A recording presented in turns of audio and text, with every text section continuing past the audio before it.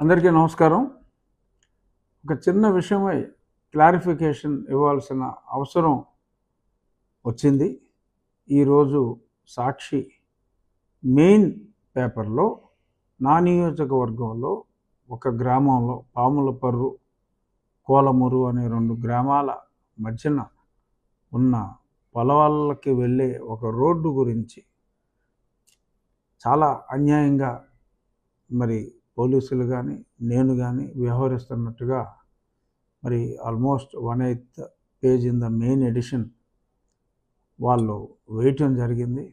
జిల్లా ఎడిషన్లో అయితే నేను పట్టించుకోకపోయేవాడిని, ఎందుకంటే జిల్లాలో అందరికీ ఏం జరుగుతుందో అనేది అవగాహన ఉంటుంది కాబట్టి.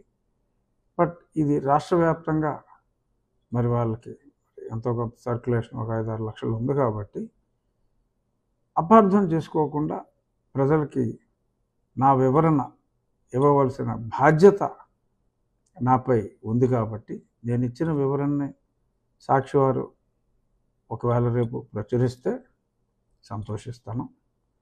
బట్ వివరణ ఇవ్వాల్సిన బాధ్యత ఉంది. ఆ న్యూస్ హెడ్లైన్ చదువుతా. డిప్యూటీ స్పీకర్ ఇలాకాలో దళితులపై పోలీసుల అమానుషం, శ్మశాన వాటికలో బలవంతంగా రోడ్డు నిర్మాణానికి యత్నం, తీవ్రంగా ప్రతిఘటించిన దళితులు, ఉద్రిక్తత. డిప్యూటీ స్పీకర్ రఘురామకృష్ణరాజే చేయిస్తున్నారంటూ బాధితుల ఆరోపణ. సో ఇక్కడ నేను ఇవ్వాల్సిన వివరం ఏమిటంటే, ఎక్కడైనా సరే గ్రామాల్లో పుంత రోడ్లని ఉంటాయండి. దాంట్లో పుంత రోడ్డు అంటే పొలాలకి వెళ్ళటానికి గతంలో ఉమ్మడిగా వదులుకొని ఏర్పాటు చేసుకున్న రోడ్డు. అదంతా ఆ పుంత రోడ్డు అనేది రెవెన్యూ వారి పరిధిలోనే ఉంటుంది. దాని మీద ఎవరికి ఎటువంటి హక్కు ఉండదు. అటువంటి పొలాల్లోకి వెళ్ళటానికి మెయిన్ పుంత దారి 82 సెంట్ల భూమిని పుంతగా ఎప్పటి నుంచో వాడుకుంటున్నారు. గతంలో 2 సంవత్సరాల క్రితం లోకల్ 2 సెంట్ల భూమిని, అంటే అది మొత్తం 82 సెంట్లు అయితే 42 సెంట్ల భూమిని క్రిస్టియన్స్ శ్మశానము నిమిత్తము. ఇక్కడ డిఫరెన్స్ ఉందండి. దళితులు, హిందువులు ఒక తనువు చాలించిన తర్వాత దాన్ని తగలబెట్టి అస్థికలను కృష్ణలోనో గోదావరిలోనో స్తోమత ఉన్నవాళ్ళు గంగా నదిలో ప్రయాగలో కలుపుకోవటం, అక్కడ సమాధులు లాంటివి నిర్మించటాలు జరగవు. సో ఎక్కడైనా సరే హిందువుల శ్మశానం చాలా తక్కువ స్థలంలోనే, అంటే కార్యక్రమాలు నిర్వహించుకోవడానికి, పూజలు చేయటానికి కొంత స్థలం అవసరమైనప్పటికీ కూడా ఓవరాల్గా స్థలం రిక్వైర్మెంట్ ఒక్కో గ్రామంలో ఒక అరెకరం, కొన్ని చోట్ల 25 సెంట్లు అలాగే ఉంటుంది. మతాచారం ప్రకారం క్రిస్టియన్స్కి వారు పూడ్చిపెట్టి దానిపైన సమాధి, స్తోమత ఉన్న వాళ్ళు గ్రానైట్తో, సో లేని వాళ్ళు సింపుల్గా సిమెంట్తో ఒక పెట్టెలో పెట్టి, ఆ పెట్టిన భూమిలో పెట్టి, ఆ పైన దాన్ని ఒక సిలువతో ఏర్పాటు చేసుకుంటారు. దీనికి స్థలం చాలా ఎక్కువ కావాల్సి వస్తుంది. సో అక్కడ నెంబర్ 1 దళితులపై దాడి అని సాక్షి రాసింది తప్పు. అక్కడ జరిగింది ఏదైతే భూమి అక్కడున్న క్రిస్టియన్స్కి ఇచ్చారో, క్రిస్టియన్స్లో ఒకప్పుడు దళితులుగా ఉన్నవారు ఉండొచ్చు, ఇతర కులస్తులు ఉండొచ్చు, ఎందుకంటే కొలవలేని మతం క్రిస్టియానిటీ. సో కాబట్టి అందరూ కూడా ఆ మతం తీసుకున్నవారు కేవలం పూడ్చిపెట్టడం, దానిపైన సమాధి నిర్మించడమే జరుగుతుంది. సో దానికి స్పేస్ ఎక్కువ అవసరం ఉంటుంది. అది గుర్తించి 42 సెంట్ల భూమి కేటాయించడం జరిగింది. కానీ ఆ పక్కనున్న 38 సెంట్ల భూమి ఈ పుంతకి, అంటే పుంత మార్గాన్ని యాక్చువల్గా పుంతనివ్వడానికి లేదు, అయినప్పటికీ అప్పుడు కలెక్టర్ గారు ఇచ్చారు, ఓకే, రెవెన్యూ అధికారులు ఇచ్చారు. సో ఆ దారిలో వెహికల్స్ వెళ్ళటానికి ఇంతకంటే అవసరం లేదు అని చెప్పి వారు నిర్ణయించుకున్నారు, ఇచ్చారు, అది తప్పులేదు. ఆ ఇచ్చినది కాక ఆ పుంత రోడ్లో ఎవ్వరూ ఎటువంటి వాహనములు మూవ్ అవ్వటానికి వీల్లేదు.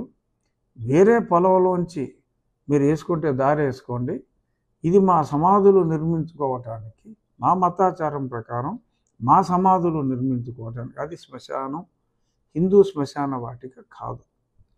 సమాధులు నిర్మించుకోవటానికి మాకు ఎక్కువ స్థలం కావాలి, కాబట్టి కేటాయించిన స్థలం కన్నా ఆ పక్కన ఉన్నది కూడా మేము మా క్రిస్టియన్ శ్మశాన వాటికగానే మేము భావిస్తున్నాం, మీరెవరూ రావటానికి వీల్లేదు, మీ పొలాల్లోకి మీరు వెనక పొలాల్లోకి వెళ్ళాలి అంటే మీరు పక్కనున్న రైతుల పొలాల్లోంచి దారేసుకెళ్ళండి తప్ప ఇది కుదరదు అని చెప్పంటే, ఆ రైతులందరూ వారి సమస్యని నా వద్దకు తీసుకొస్తే నేను ఎంఆర్ఓ గారికి వారికి ఏదైతే 42 సెంట్లు కేటాయించారో ఆ భూమిని మీరు ఇయర్ మార్క్ చేసి ఆ పక్కనున్న భూమిని, అదే ఒక చిన్న పుంత మార్గం, కనీసం ఒక ట్రాక్టర్ అయినా వెళ్ళే విధంగా వీళ్ళకి ఇయర్ మార్క్ చేయకపోతే మొత్తం భూమిని వాళ్ళే తమదిగా భావించి అక్కడ కూడా ఈ సమాధులన్నీ వచ్చేస్తే చాలా ఇబ్బంది పడతారు, రైతులు ఇబ్బంది పడతారు. సో కాబట్టి ఉన్న వారికి కలెక్టర్ గారు అలాట్ చేసిన భూమిని వారికి ఇచ్చి ఆ పక్కన రైతులకి ఇబ్బంది లేని విధంగా, వెనకాల చేపల చెరువులు ఉన్నాయి, వరి పొలం ఉంది.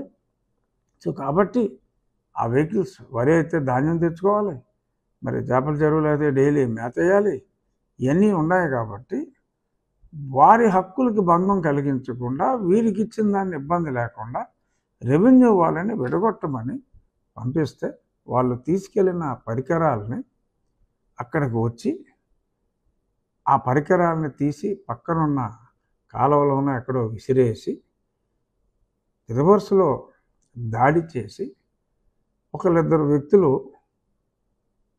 సొమ్మసి వెళ్ళాలంటే ఏముందండి, కళ్ళు మూసుకుని పడిపోతే సొమ్మసి వెళ్ళిపోయారంటారు. సో ఊరికేనే మరి అలా కళ్ళు తిరిగి పడిపోయినట్టుగా నటిస్తే వీరు నిన్న ఎండ 38 డిగ్రీలు ఉంది అక్కడ, వీరు తీసుకెళ్ళి చొక్కా వేసుకున్నప్పటికీ ఆ రోడ్డు మీద పడుకోబెడితే మరి తార్ రోడ్డు సర్రని కాలుతుంది కాబట్టి ఏదో కొద్దిగా కాలిన వెంటనే వాళ్ళు లేచిపోయారు. వాళ్ళని హాస్పిటల్కి కూడా తీసుకెళ్లారు, ఎటువంటి గాయాలు ఏమీ లేవని చెప్పి వాళ్ళు ఉల్లాసంగా ఉత్సాహంగానే ఉన్నారని చెప్పి డాక్టర్లు తీర్మానించారు. సో అంతా సజావుగా ఈరోజు కాకపోతే రేపైనా జరుగుతుంది. ఇక్కడ చెప్పవలసింది ఏంటంటే, సాక్షి వారికి దళితులపై దాడి అన్నది పచ్చి అబద్ధం. ఎవరిపైనా దాడి లేదు, దళితులు వారు అసలు కానే కారు. వారి మతాచారం ప్రకారం మాకిచ్చిన స్థలం కాదు, మాకు ఇంకా స్థలం కావాలి, ఏదైనా సరే మేము తీసుకుంటాం, అడ్డొస్తే అడ్డొచ్చిన అధికారులని కొడతాం, మేమే తనులు తిన్నట్టుగా పడిపోతాం, సాక్షి పేపర్లో వాళ్ళు రాస్తారు అనే ఈ దురుద్దేశాలు సమంజసం కాదు. గౌరవనీయులైన సాక్షి యాజమాన్యానికి నేను చెప్పేది ఏంటంటే, వచ్చి గ్రౌండ్ రియాలిటీ చూడండి, ఆ పేపర్స్ వెరిఫై చేయండి. రేపొద్దున మీ సాక్షి కార్యాలయాలు ఉంటాయి, ఆ కార్యాలయాల్లో 4 శవాలు తీసుకొచ్చి పాతేసి ఈ శ్మశానం ఇది మా క్రిస్టియన్స్ శ్మశానానికి మేము వాడుకుంటున్నాం, ఎందుకంటే మాకు భూమి సరిపోవట్లేదు, దినదినం సంఖ్య పెరుగుతుంది, మేము పాతి పెట్టాలి అని నీ సాక్షి కార్యాలయం ఆక్రమించుకుంటే ఏం చేస్తావు అని whoever is the owner of Sakshi, ఎందుకంటే అఫీషియల్గా మరి నాకు తెలిసిన జగన్మోహన్ రెడ్డి గారు నాకు సంబంధం లేదంటున్నారు. కాబట్టి ఎవరైతే సాక్షి యాజమాన్యం, ప్రస్తుత యాజమాన్యం ఎవరున్నారో మీ కార్యాలయాల్లో ఇలాగే అక్కడ పబ్లిక్ రోడ్ని ఎలా అయితే ఆక్యుపై చేసి సమాధి నిర్మించినట్టే మీ కార్యాలయంలో సమాధి నిర్మించి రేపటి నుంచి ఈ కార్యాలయంలో చుట్టుపక్కల ఉన్న భూభాగాన్ని మేము మా సమాధుల కోసం వాడుకుంటామంటే అది ఎంత తప్పు అవుతుందో ఇది అంతే. రిప్రజెంటేషన్ ఇవ్వండి. ఇంకెక్కడైనా ఖాళీ స్థలం ఉంటే ఎక్కడైనా సరే వారికి ఖననం చేయటానికి ఏర్పాట్లు చేసుకోవచ్చు. ఈ పొలానికి ఇదే దారి. సో కాబట్టి ఈ దారిని మూసేస్తే వెనకాల ఉన్న పొలాలన్నీ నిరుపయోగం అయిపోయే ప్రమాదం ఉంది. కాబట్టి రైతుల ఆవేదనని గమనించి వీళ్ళ భూమిని టచ్ చేయకుండా న్యాయం చేయమని చెప్పి నేను ఎంఆర్ఓ గారికి చెప్పటం జరిగింది.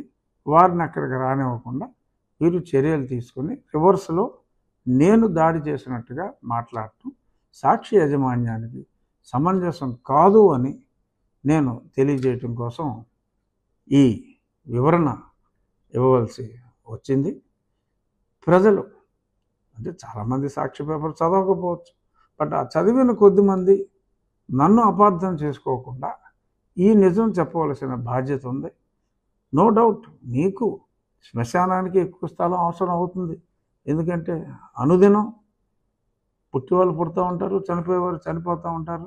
వారి అవసరాల కోసం కావాలి అంటే ఇది పద్ధతి కాదు. ఎక్కడైనా స్థలాలు మీరు కొనుక్కోవచ్చు. చర్చ్ ప్రాపర్టీస్ చాలా ఉన్నాయి. ప్రభుత్వం కూడా మీరు అడిగితే కాదందు, ఇస్తుంది. కానీ ఇలా పక్కవారి ప్రాంతాలని ఇలా ఆక్రమించుకుని రివర్స్లో దౌర్జన్యాలు చేసి దాన్ని పోలీసులో లేదంటే స్థానిక ఎమ్మెల్యేయో చేసినట్టుగా సాక్షి పేపర్లో తప్పుడు రాతలు రాయటం సమంజసం కాదు అని ఇటు క్రైస్తవ నాయకులకు అలాగే సాక్షి యాజమాన్యానికి సవినయంగా తెలియజేయటానికి ఈ వివరణ. ధన్యవాదాలు. Thank you.